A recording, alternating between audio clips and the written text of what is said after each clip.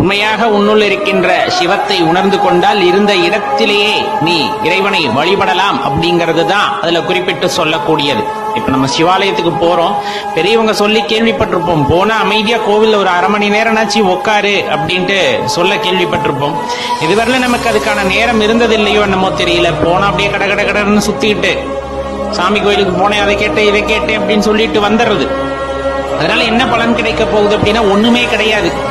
நீ வேண்டிதான் அவர் உனக்கு கொடுக்கணும்னு அவசியம். சிவாலயத்துக்கு போறோம் அப்படின்னா அடிப்பிரதட்சணம் மாதிரி தான் நடக்கணும். நடந்து முடிஞ்சிட்டு அமைதியா உட்கார்ந்துடணும். நம்மளை மறந்து நம்ம நிறைய தவறுகளை செஞ்சிருப்போம்.